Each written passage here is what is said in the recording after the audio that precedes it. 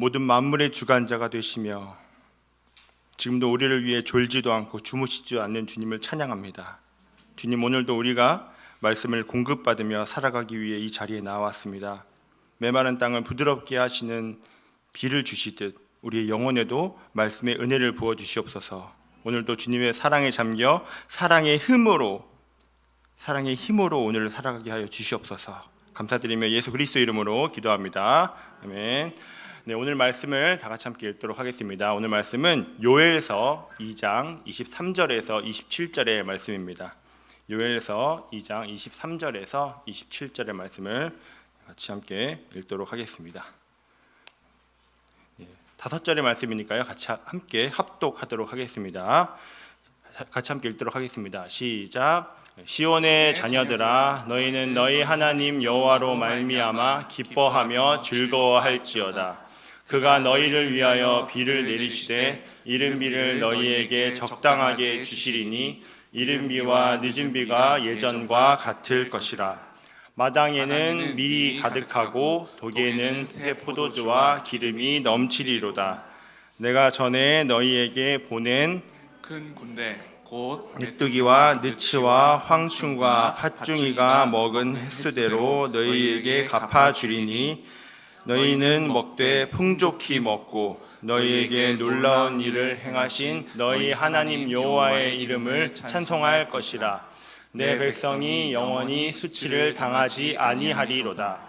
그런즉 내가 이스라엘 가운데에 있어 너희 하나님 여호와가 되고 다른 이가 없는 줄을 너희가 알 것이라. 내 백성이 영원히 수치를 당하지 아니하리로다. 아멘. 네, 오늘도 따뜻한 봄 햇살을 맞으며 예배의 자리로 나오신 아름빛교회 성도님들을 환영하고 축복합니다. 이번 3월 한 달간 봄이라는 주제로 같이 함께 말씀을 나누는데요. 지난주에는 우리 담임 목사님께서 새로운 봄이라는 말씀으로 말씀을 나누어 주셨습니다. 오늘은 비가 오는 봄이라는 제목으로 함께 말씀을 나누는데요. 일주일 전에 이 제목을 정했는데 오늘 비가 오더라고요. 네, 되게 강수 확률이 0%였는데 아침까지 0%였는데 비가 오는 걸 보면서 제가 참 은혜를 많이 받았습니다. 네, 지난 겨울 동안 메말라 버린 땅을 부드럽게 하는 오늘의 비처럼 또 오늘 말씀을 통해 성도님들의 마음에도 말씀의 비가 내려서 이번 학기 믿음이 자라나시기를 간절히 축복합니다. 여러분들은 혹시 비를 기다려 보신 적이 있으신가요? 네, 비를. 저는 원래 이렇게 비를 좋아하지 않았습니다. 제주도에 살면서 이제 비를 좋아하게 됐는데요. 그리고 좋아하다 보니 이제 비를 기다려지게 됐습니다. 제가 비를 기다려지게 된 것은 어떠한 낭만적인 이유 이런 것들이 아니라 굉장히 현실적인 이유였어요. 뭐냐면 저는 이제 건축 쪽에서 잠깐 일을 했었는데 비가 오면 일을 안 했어요. 일을 안 하다 보니까 그러니까 저는 이제 매일매일 나가는 그러니까 현장직이 아니라 내근직이었는데 현장은 굉장히 많이 나갔었는데 비가 오면 현장을 나가지 않았습니다. 그러니까 좀 편안하고 쉴 수 있는 시간이 있었기 때문에 저는 되게 비를 좋아하게 되었고 그래서 그런지 지금도 비 오면 그렇게 좋습니다. 뭔가 쉬는 느낌이 살짝 들거든요. 그래서 제가 이제 있던 곳이 바닥에 차선을 그리는 곳이거나 또 이제 페인트를 칠하는 곳이다 보니까 비가 오면 일을 안 했거든요. 그래서 저는 비가 오지 않는 날 너무 기다려지고 너무 비가 오지 않을 때는 기도했어요. 제발 비 좀 오게 달라고, 좀 쉬고 싶다고, 좀 그랬던 날들이 있었습니다. 근데 저처럼 뭔가 쉬고 싶어서 비가 왔으면 하는 상황보다 사실 정말 비가 없어서는 안 되는 곳이 있죠. 어디일까요? 비가 없어서는 안 되는 곳. 농사하시는 분들에게는 비가 정말 절대적입니다. 우리는 이맘때쯤에 보면 가뭄이 있어서 이제 한 봄 가뭄이라고 하죠. 좀 어려움을 겪잖아요. 근데 이제 최근에 우리나라 남쪽 광주, 전라도 지방이 50년 만에 가뭄으로 인해 굉장히 힘들다고 합니다. 그래서 저수율이 20% 아래로 떨어지고 또 급기야 광주의 경우에는 3급수인 영산강을 식수로 해야 하는 상황이 올 정도로 가뭄의 상황이 굉장히 심각하다고 해요. 비야말로 우리의 삶에 어떻게 보면 생존에 직결되는 문제가 아닌가 한번 생각을 해보게 됩니다. 그런데 인간이 어떻게 해보려고 해도 어떻게 하고 기술로도 어떠한 방법을 강구하더라도 이 비는 참 인간이 할 수 없는 참 초월적인 분야라고 할 수가 있겠죠.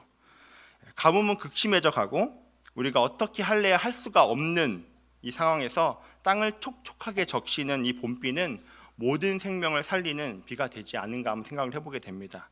오늘 우리가 나누는 요엘서 말씀에도 새롭게 시작을 알리는 생명의 비가 등장을 합니다.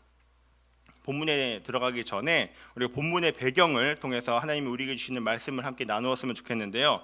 이 요엘서의 특징이 몇 가지가 있습니다. 그중 한 가지는 예언자 요엘은 아버지 이름 외에는 어떠한 정보도 나와 있지 않습니다. 그래서 요엘서의 배경이 되는 연대를 정확하게 알 수가 없다는 점입니다. 그래서 학자들이 추정을 하기로는 두 가지가 있어요. 첫 번째로는 성전이 파괴되기 이전으로 추측을 하기도 하고요. 그 반대로 또 요즘 담임 목사님을 통해서 전해지는 그 에스라서 바벨론 포로 이후에 그런 성전 재건 이후의 시기로도 추정을 합니다. 근데 어떠한 시기든지 상관이 없이 요엘서가 쓰여진 당시의 상황은 정치적으로나 경제적으로 무척 힘겨웠습니다. 당시 이스라엘은 농업과 목축이 경제의 주축이었는데, 그런데 오늘 본문 앞에 등장하는 사건은 이스라엘 백성들에게는 너무나도 절망적이게 합니다. 오늘 본문에 앞서서 등장하는 사건은 바로 메뚜기 떼 사건입니다. 1장 4절의 말씀을 같이 함께 읽도록 할 건데요. 같이 함께 보도록 하겠습니다. 시작. 팥중이가 남긴 것을 메뚜기가 먹고 메뚜기가 남긴 것을 느치가 먹고 느치가 남긴 것을 황충이 먹었도다 라고 말합니다. 네 종류의 곤충이 와서 유대 땅에 있는 곡식들을 휩쓸어버린 상황입니다. 새 번역에서는 이 네 곤충이 떠나간 자리를 좀 더 명확하게 표현을 하고 있는데요. 말끔히 먹었다고 나옵니다.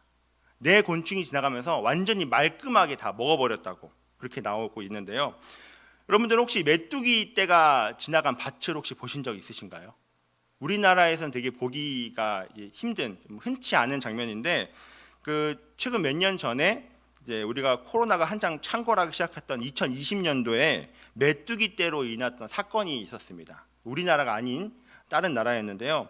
아프리카에서 시작한 메뚜기 떼가 중동을 거쳐서 인도와 파키스탄까지 모두 거의 휩쓸었던 사건이 있었습니다. 동시에 남미에서도 메뚜기 떼가 엄청나게 창궐했었어요. 그래서 이 아프리카에 시작한 메뚜기 떼가 중국까지 올 수 있다는 그런 뉴스가 있어서 중국에서 벌벌 떨었다고 합니다. 그 정도로 이 메뚜기 떼가 엄청난 메뚜기 떼가 이동을 했었는데요. 이 아프리카에서 시작된 메뚜기의 크기가요, 우리나라에서 보는 메뚜기의 크기랑은 달라요. 우리나라는 뭐 그래봤자 이제 손가락만 하잖아요. 여기는 이만합니다. 팔뚝만 해요. 팔뚝만 해요. 제가 사진을 검색하는데 언제 찍었는지 모르겠는데 메뚜기를 이렇게 잡고 있는 게 있어요. 사람 키만한 메뚜기를 잡고 있는 것도 있고요. 대부분 메뚜기가 팔뚝만 합니다. 근데 이 팔뚝만한 메뚜기의 번식력이 어떠냐면요, 알 20개면 1년 후에 10만 마리가 됩니다. 그러니까 어마어마한 번식력을 갖고 있고요. 그냥 날아다니는 것이 아니라 정말 다 먹어치우고 다니죠. 1제곱킬로미터, 그러니까 1km의 제곱킬로미터의 면적의 메뚜기가 최대 1억 5천만 마리가 있다고 해요. 근데 이 메뚜기가 하루에 얼마나 먹냐면 하루에 사람이 3만 5천 명이 하루 식량을 먹는다고 합니다. 3만 5천 명의 식량을 하루 만에 쓸어가는 거예요, 다. 이 메뚜기가 여기서 바람을 타고 이동하면 하루에 150km를 이동할 정도로, 그러니까 어마어마하게 무서운 재앙이라고 할 수가 있는 거죠. 곤충이 아니라 새입니다, 새. 그냥 제가 영상 많이 새들이 날아다니고 있어요. 막. 이만한 것들이 날아다니는데 너무 무섭더라고요. 또 이게 얼마나 무섭냐면 메뚜기는 태어난 곳부터 최고 2,000km까지 이동을 할 수 있다고 해요. 곤충이 아니죠. 그러니까 정말 더 놀라운 것은 중간에 물이 있으면 어떡하느냐. 어떻게 할 것 같으세요? 물이 있으면 안 갈 것 같잖아요. 물을 헤엄쳐 간다고 해요. 정말 무섭더라고요. 물을 헤엄쳐 가는데 이집트에 있는 수에즈 운하도 날아서 물을 건너간다고 합니다. 오리입니다, 오리. 이 정도면. 그래서 이 메뚜기의 이동을 막기 위해서는 뭐 요즘에는 이제 뭐 기술 발달해서 뭐 살충제를 뿌리든 뭐 이렇게 하는데 그것도 안 통한다고 해요. 너무 많아서. 그래서 사실 이 이동을 막을 수 있는 유일한 방법이 하나 있는데, 유일한 방법은 오직 바람만이 그 진행 방향을 바꿀 수 있다고 합니다. 하나님께서는 애굽에 메뚜기 떼를 보내셨을 때 동쪽에서 부는 바람으로 메뚜기 떼를 보내셨다고 성경은 기록을 하고 있습니다. 출애굽기에 이렇게 나오고 있거든요. 출애굽기에 나오는 메뚜기 재앙에 대해서 성경은 이렇게 말하고 있습니다. 출애굽기 10장 14절의 말씀인데요. 제가 한번 읽도록 하겠습니다. 메뚜기가 애굽 온 땅에 이르러 그 사방에 내림에 그 피해가 심하니 이런 메뚜기는 전에도 없었고 후에도 없을 것이다 라고 나와 있습니다. 그러니 애굽의 열장을 겪었던 바로가 물론 이제 초반의 재앙이긴 하지만 이 메뚜기 떼를 보고서는 얼마나 두려웠겠어요. 모든 것들을 다 먹어 치워버리는 메뚜기가 있었으니, 그러니까 제발 멈춰달라고 할 수밖에 없었던 것이죠. 농업이 주업이었던 이스라엘 백성들에게 요엘서 1장에 등장하는 메뚜기는 그 자체가 두려움과 공포라고밖에 할 수가 없었을 것입니다. 하필 이 메뚜기는요, 또 이스라엘에 추수할 때쯤에 또 활동을 합니다. 그러니까 얼마나 속상해요. 한 해 동안 열심히 농사를 수고와 노력이 깃든 그 밭이 메뚜기에게 바쳐지는 그런 상황이 되는 거예요. 말끔하게 사라지는 정말 기적과 같은 일을 보게 되는 거죠. 그런데 더 무서운 건요, 이 메뚜기 떼는 한 번에 끝나지 않습니다. 주기적으로 반복될 수 있다는 거예요. 주기적으로. 그게 더 무서운 거겠죠. 사실 이 성경에서는 이 메뚜기 떼에 대해서 하나님이 내리시는 심판의 형태라고 말하고 있지만, 또 한편으로는요, 우리의 삶을 완전히 파괴하는 우리의 대적의 군마를 의미하기도 합니다. 그래서 오늘 본문 앞인 2장 20절에서는요 뭐라고 나와 있냐면요, 내가 북쪽 군대를 너희에게서 멀리 떠나게 하여 메마르고 적막한 땅으로 쫓아내리니 그 앞에 부대는 동해로 그 뒤에 부대는 서해로 들어갈 것이라. 상한 냄새가 일어나고 악취가 오르리니 이는 큰 일을 행하였음이니라 하시니라 라고 메뚜기를 우리 대적의 군마로 이렇게 표현을 하기도 합니다. 그런데 이스라엘에게는 메뚜기 말고도 농사에 또 다른 어려움이 있습니다. 바로 기후인데요. 오늘 되게 뭔가 이제 메뚜기, 기후 막 이런 얘기 나오죠. 그러니까 이게 성경지리 시간도 아니고 이번 주 토요일 날 성경지리 시간이 시작됩니다. 네, 시작되니까 아직 접수를 받고 있으니까요. 오셔도 좋습니다. 네, 다시 돌아가서 이제 우리가 요맘때 봄의 초입 때 이제 가뭄이 심한 때고 여름에 비가 집중되는 경향이 있잖아요. 우리나라는. 근데 우리나라는 이스라엘에 비하면 정말 때에 따라 적절하게 비가 오면서 농사를 짓는데 어려움이 없는 편입니다. 없는 편이에요. 왜냐하면 우리나라는 봄에 씨를 뿌리죠. 그리고 봄에 심어서 가을에 추수를 한다면 이스라엘은 우리랑 반대입니다.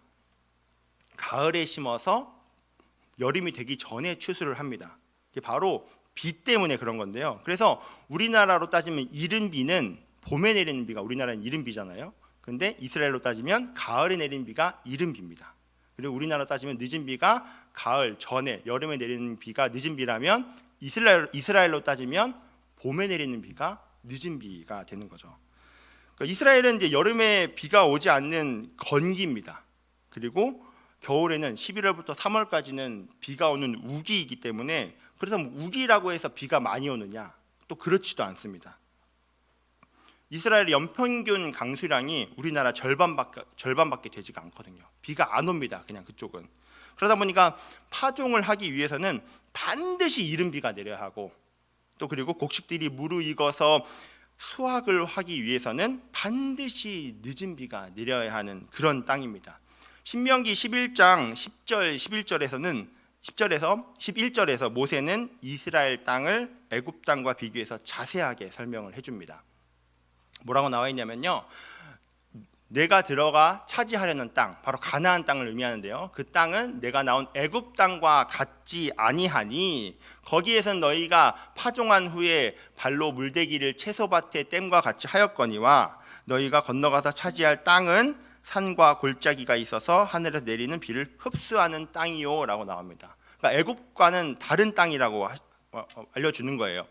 이스라엘 백성들이 나온 애굽 땅은요, 비가 오지 않아도 농사가 가능한 땅입니다. 나일강 때문에 농사가 가능한 땅이었는데 비 걱정을 안 했어요. 전혀. 그냥 나일강에서 나오는 그 물로 농사를 지었기 때문이에요. 그런데 이스라엘이 차지할 땅, 이 가나안 땅은 농사의 100%를 비에 의존해야 했습니다. 오로지 100%. 사계절 내내 흐르는 강이 요단강 외에는 없고요. 그 요단강마저도 지대가 낮았기 때문에 물을 끌어올릴 수가 없었습니다. 그래서 이 가나안 땅은 그야말로 정말 하나님이 비를 주시지 않으면 살아갈 수가 없는 땅인 것입니다. 오로지 하나님께만 100% 의존해야 하는 그런 땅인 거죠. 자, 본문으로 돌아가서 메뚜기 떼로 말끔히 사라진 곡식들, 그리고 그걸 바라보고 있는 백성들의 심정이 어떻겠습니까? 이제 다시 시작할 수밖에 없는 이 상황에서 무언가를 하려고 해도 자신들의 힘으로는 뭔가를 할 수가 없는 그런 상황인 거죠. 메뚜기 떼가 말끔히 없앴는데 나는 뭔가를 할 수 없고 오로지 하늘에서 내려야 하는 비만을 기다려야 한다는 겁니다. 이때 하나님께서는 요엘 선지자를 통해서 백성들에게 이제라도 돌아오라고, 여호와께 돌아오라고 말씀을 하십니다. 요엘서 2장 12절에서 13절 말씀인데요. 우리 다 같이 함께 읽도록 하겠습니다. 시작. 여호와의 말씀에 말씀에 너희는 너희는 이제라도 금식하고 울며 애통하고 마음을 다하여 내게로 돌아오라 하셨나니 너희는 옷을 찢지 말고 마음을 찢고 너희 하나님 여호와께로 돌아올지어다. 그는 은혜로우시며 자비로우시며 노하기를 더디하시며 이내가 크시사 뜻을 돌이켜 재앙을 내리지 아니하시나니. 비록 이스라엘 백성들의 죄로 인해서 하나님이 메뚜기 떼라는 재앙을 경험하게 하셨지만 하나님이 나에게로 돌아오면 재앙을 내리지 않겠다고 말씀하시는 겁니다. 그리고 하나님께 돌아올 때 어떻게 하실지가 바로 우리가 나누는 말씀의 본문 내용입니다. 하나님께서는 하나님께 돌아올 때 어떠한 축복이 있을 것인지 말씀을 해주고 계신데요. 24절부터 26절까지의 말씀 같이 함께 읽도록 하겠습니다. 시작. 마당에는 밀이 가득하고 독에는 새 포도주와 기름이 넘치리로다. 내가 전에 너희에게 보낸 큰 군대 곧 메뚜기와 느치와 황충과 팥중이가 먹은 횟수대로 너희에게 갚아주리니 너희는 먹되 풍족히 먹고 너희에게 놀라운 일을 행하신 너희 하나님 여호와의 이름을 찬송할 것이라. 내 백성이 영원히 수치를 당하지 아니하리로다. 아무것도 없던 말끔히 사라졌던 그 땅에 밀이 가득하고 포도주와 기름이 가득하게 만들어 주시면서요, 이전에 내 곤충들로 말끔하게 사라졌던 곡식들을 되돌려 주시겠다고 말씀하십니다. 메뚜기들로 인해서 한 해의 소출들이 말끔히 사라졌지만 그것들을 완전하게 회복하게 하실 것이라고, 새로운 시작, 회복을 약속을 해주시고 있는 것입니다. 완전하게 회복하게 하는 하나님의 역사의 시작은 바로 하나님만이 하실 수가 있는 바로 이른비로부터 시작이 됩니다. 하나님으로부터 오는 그 이른비가 회복을 하는 그 시작점인 것이죠. 23절의 말씀인데요. 같이 함께 읽도록 하겠습니다. 시작. 시온의 자녀들아, 너희는 너희 하나님 여호와로 말미암아 기뻐하며 즐거워할지어다. 그가 너희를 위하여 비를 내리시되 이른 비를 너희에게 적당히 주시리니 이른 비와 늦은 비가 예전과 같을 것이니라 라고 말씀하십니다. 사랑하는 아름빛교회 성도 여러분, 하나님께로 돌아왔을 때 주시는 회복의 시작인 이른 비의 역사와 회복의 알곡이 무르익어 풍성해질 늦은 비의 역사가 각 개인과 가정 가운데 풍성하시기를 간절히 축복합니다. 하나님이 우리에게 주실 이른 비와 늦은 비를 위해 가져야 할 우리의 자세가 있습니다. 그 첫 번째로는요, 기다려 봄입니다. 기다려 봄. 하나님께서는 반드시 비를 주십니다. 아멘이십니까? 하나님께서는 반드시 비를 주시지만 그 비는 또 바로 오지 않습니다. 야고보서 5장 7절의 말씀인데요. 제가 함께 읽도록 하겠습니다. 그러므로 형제들아, 주께서 강림하시기까지 길이 참으라. 보라, 농부가 땅에서 나는 귀한 열매를 바라고 길이 참아 이른 비와 늦은 비를 기다리나니 라고 말씀이 나와 있습니다. 우리가 기다려야 하는 때는요, 바로 하나님께서 일하시는 때까지입니다. 하나님이 강림하셔서 자기 자신을 보여주실 때 그때까지 기다려야 하는 겁니다. 하나님 때때로 즉각적인 소나기로 메말라버린 땅을 부드럽게 하실 수도 있으십니다. 우리 하나님은 그러신 분이시기도 하지만 때로는 지금의 가뭄을 겪는 시간처럼 오랜 시간을 기다려야 할 때도 있다는 것입니다.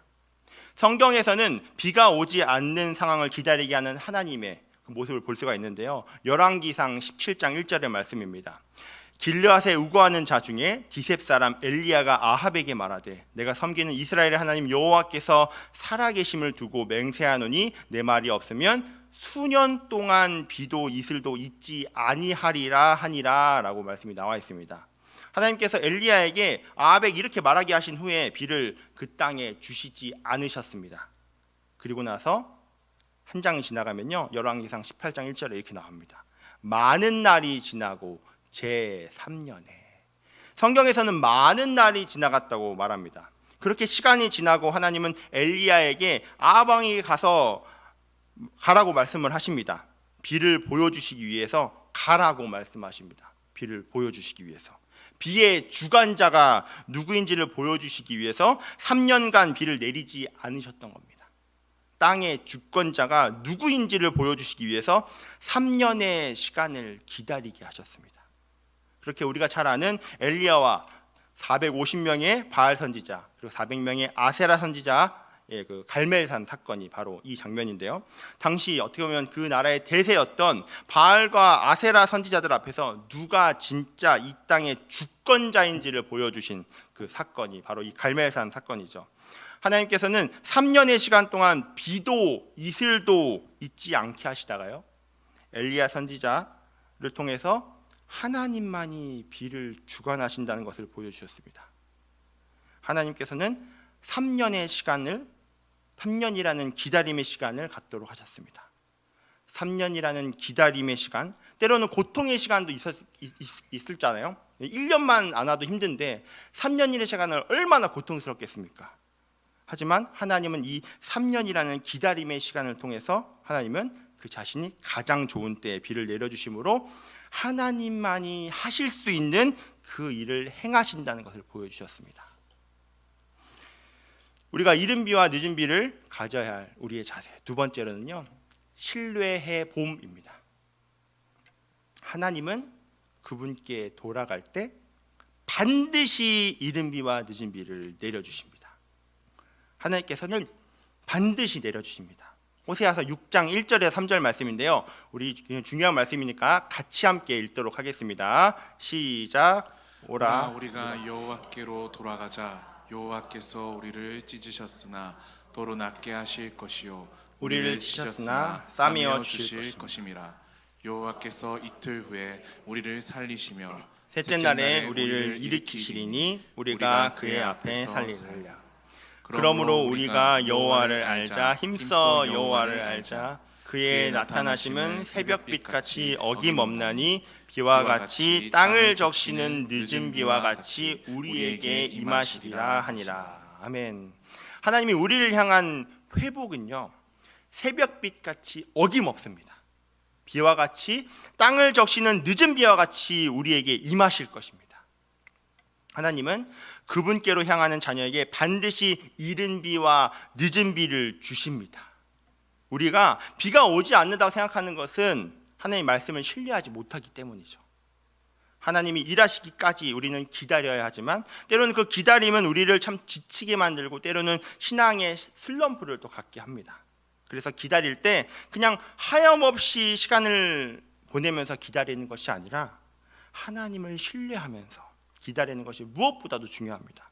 오늘 본문에서는 우리가 어떻게 기다려야 하는지를 말씀을 해주고 있는데요, 23절입니다. 23절 앞부분인데요, 시온의 자녀들아 너희는 너희 하나님 여호와로 말미암아 기뻐하며 즐거워할지어다 라고 말씀이 나와 있습니다. 하나님은 먼저 너희 하나님 여호와로 말미암아 기뻐하라 라고 말씀하십니다. 그냥 비가 올 것을 마냥 기다리는 것이 아니라 불평과 불만으로 기다림의 시간을 보내는 것이 아니라 기쁨으로 즐거워하라고 말씀하십니다. 그리고 찬송하라고 말씀하십니다. 26절입니다. 너희는 먹되 풍족히 먹고 너희에게 놀라운 일을 행하신 너희 하나님 여호와 이름을 찬송할 것이라. 내 백성이 영원히 수치를 당하지 아니하리로다 라고 말씀하십니다. 기뻐하고 찬송하며 그 기다림의 시간을 신뢰함으로 보내라고 말씀을 하십니다. 여러분들 세상에서 시간이 가장 안 가는 곳이 어딘지 아십니까? 네, 군대예요. 군대 안 가셨는데 군대를 되게 잘하시네요. 네. 국방부의 시간 진짜 안 갑니다. 국방부의 시계는 진짜 안 가는데 세상의 시간 너무 빨리 돌아가잖아요. 그래서 세상에 있는 사람들이 이제 우리가 여기 있다가 누가 이제 전역했다고 하면 벌써?라고 제일 많이 말하잖아요. 근데 그 말을 듣는 당사자는 되게 서운해요.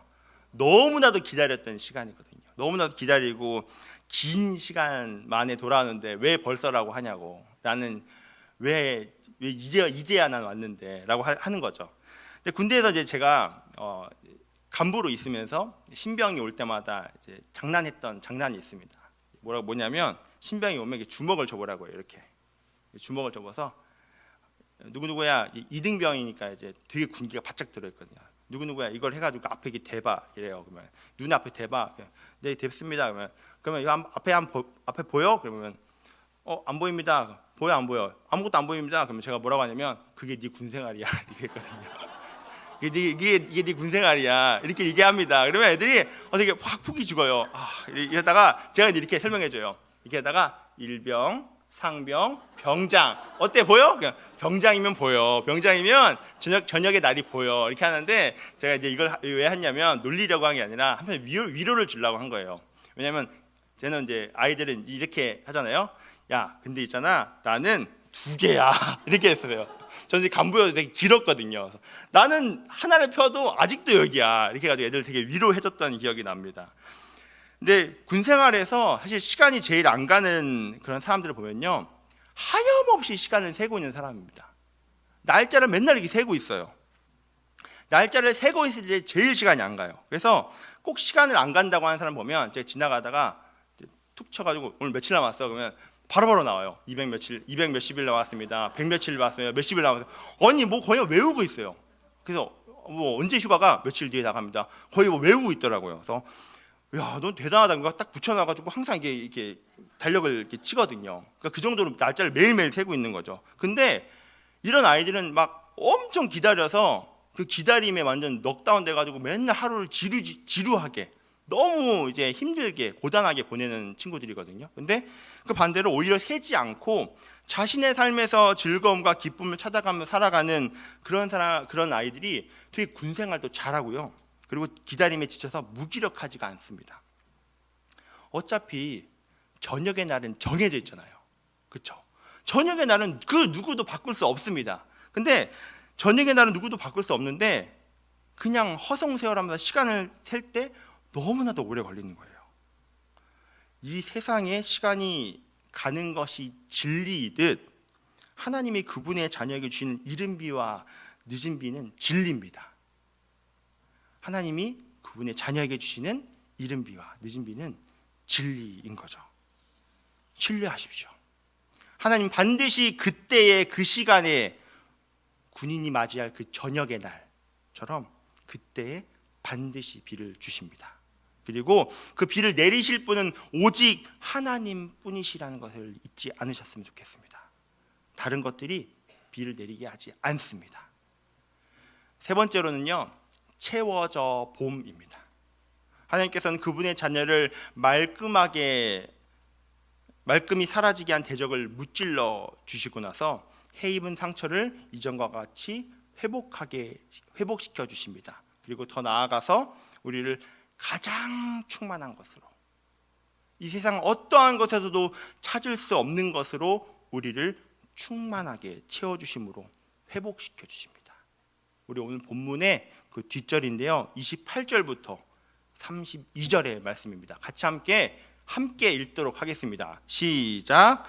그 후에 내가 내 영을 만민에게 부어주리니 너희 자녀들이 장래일을 말할 것이며 너희 늙은이는 꿈을 꾸며 너희 젊은이는 이상을 볼 것이며 그때에 내가 또 내 영을 남종과 여종에게 부어줄 것이며 내가 이적을 하늘과 땅에 베풀리니 곧 피와 불과 연기 기둥이라.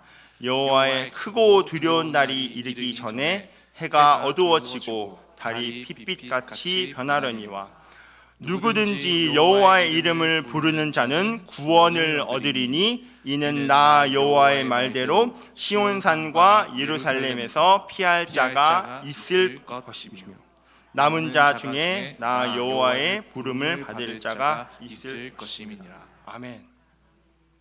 사랑하는 아름빛교회 성도 여러분, 하나님은 우리에게 단순히 이른비 늦은비로 우리의 삶의 터전에서 말끔히 잃어버린 것들을 회복시켜 주는 것에 멈추시지 않고 하나님의 영, 바로 성령의 비를 우리 각 사람들 여호와의 이름을 부르는 자 모두에게 부어주실 것이라고 약속해 주셨습니다.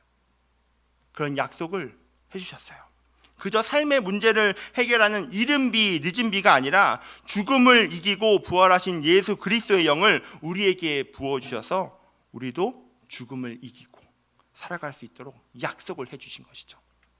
그리고 우리 잘 알다시피 이 어둠 가운데 흑암 가운데 주셨던 이 약속은 예수님의 부활 이후 오순절날 마가의 다락방에서 각 사람 가운데 다시 부어주시는 구원의 이른 비를 보여주셨습니다. 사랑하는 아름빛교회 성도 여러분, 누구든지 아이를 비롯하여 백발이 성성한 노인까지 그 누구라도 여호와의 이름을 부르는 자는 여호와의 날 메뚜기가 모든 것을 먹어치우려고 오는 그날 하나님의 자녀, 하나님의 이름을 부르는 자녀에게는 성령의 바람으로 우리의 대적인 메뚜기들을 날려버리게 하실 것이고요, 우리를 하나님께서 약속하신 대로 시온의 산 예루살렘, 가장 안전한 곳으로, 그 누구도 나를 괴롭게 할 수 없는 그곳으로 우리를 영원히 지켜 보호해 주실 것입니다. 말씀을 정리하도록 하겠습니다. 겨울의 가뭄과 같이 우리의 마음과 상황이 갈라져 있고 메뚜기와 같은 적들이 우리의 모든 것을 말끔하게 사라지게 했을 때, 모든 것이 사라져서 어디서부터 시작해야 할지 모를 때 하나님께로 돌이켜서 오직 하나님만을 기다리시길 바랍니다. 그리고 하나님만이 이른 비를 내리시고 늦은 비를 내리심을 신뢰하며 나아가십시오. 그 기다림의 시간에 불평과 불만으로 기다리는 것이 아니라 기쁨으로 하나님이 반드시 그분의 자녀에게 내리실 비를 신뢰하며 나아가십시오. 마지막으로 그 어떠한 것보다도 여호와의 이름을 부르는 자마다 부어주시는 성령의 비가 여러분들의 인생 가운데 가득 채워지시기를 간절히 축복합니다. 새로운 학기, 새로운 시작, 다락방과 신앙강좌, 제자훈련 등 우리 앞에 새롭게 싹을 틔울 지금 봄의 시간, 하늘로부터 이른 비가 내리는 은혜가, 그리고 이번 학기가 마쳤을 때 추수의 때 늦은 비가 오는 역사가, 그 무엇보다도 성령의 비가 내려서 지금의 시간과 앞으로의 시간 가운데 성령의 비로 가득 채워지는 봄의 시간이 되시기를 간절히 축복합니다.